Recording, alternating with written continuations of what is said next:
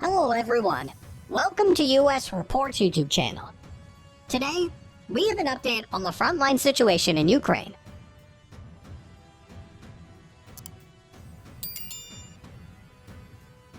Russian troops suffered heavy losses in Ukraine's southern region. In the last day alone, Ukrainian forces in the south have wiped out 25 Russian invaders, a sophisticated communication station, and 3 ammunition depots. The Ukrainian Operational Command South reported this on Facebook.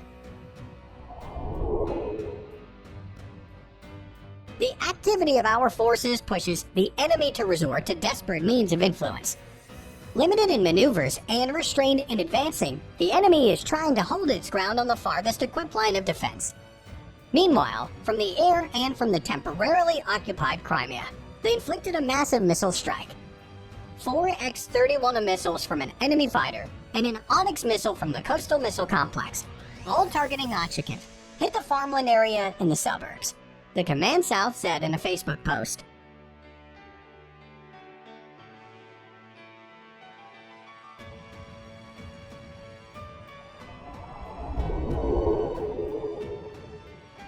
It is noted that 9 more Onyx missiles targeted the Odessa region. In the Danube Delta, residential buildings located on the islands were damaged. In the Belgorod-Dnestrovsky district, arrivals were reported near the cemetery and by an industrial infrastructure site. No casualties were reported. In Odessa, a civilian security guard was killed by a Russian strike on a logistics warehouse. In the Kherson region, a Russian Ka-52 helicopter launched an airstrike at the positions of Ukrainian defenders. No casualties were reported. In response, Ukrainian helicopters attacked Russian positions in the area. In an attempt to increase its influence on our defenses and counteroffensive actions, the Russian employed incendiary munitions prescribed by international humanitarian law, Operational Command South wrote.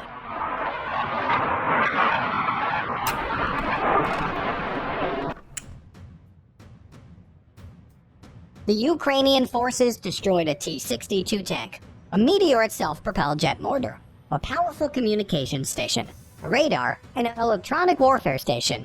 2 military trucks and 3 ammunition depots were destroyed throughout the day.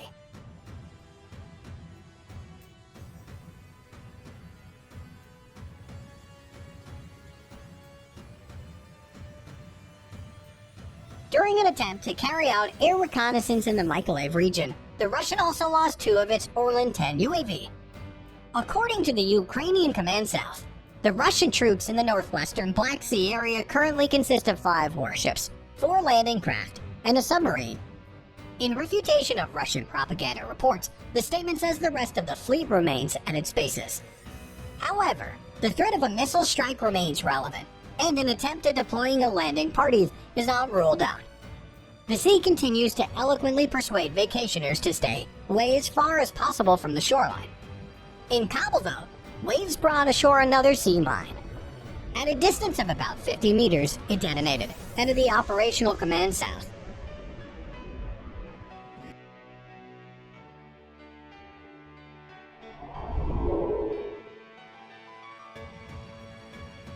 Meanwhile, in the eastern region, Russian troops reportedly seized a village near the city of Severodonetsk. Russian forces have pushed deeper into eastern Ukraine's Donbas region, with Ukrainian officials announcing the fall of a frontline village near the strategically important cities of Severodonetsk and Lysychansk.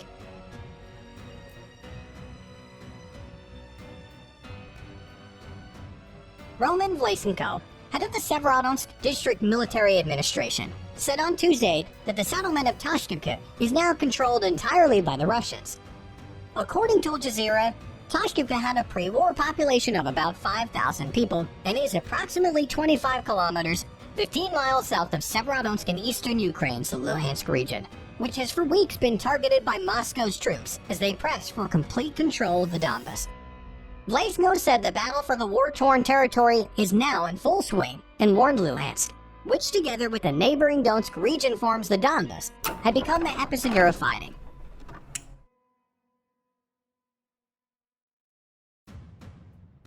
The Donbas battles have developed into a brutal war of attrition in recent weeks.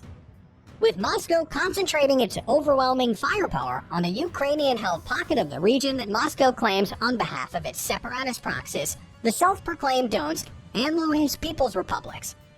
But despite their artillery advantage, some observers note that Russian forces have made slow progress in the Donbas since refocusing the offensive there in April. The relentless fighting has seen both sides suffer heavy losses in one of the bloodiest land battles in Europe for generations. The battles have spanned the Siversky Donets River that curls through the region, with Russian forces mainly situated on the east bank and Ukrainian forces mainly on the west.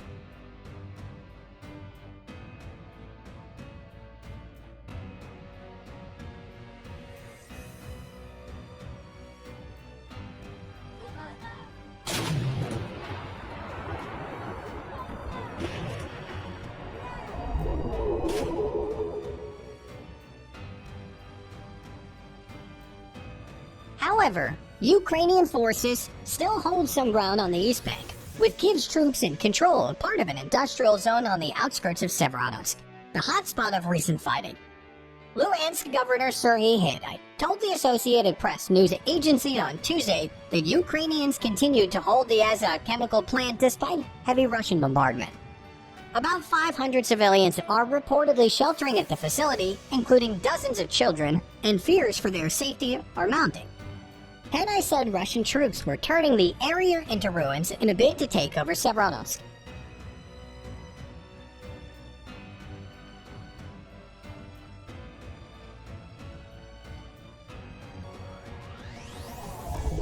It is a sheer catastrophe, he told the Associated Press. Our positions are being fired at from howitzers, multiple rocket launchers, large caliber artillery, missile strike. Today, everything that can burn is on fire.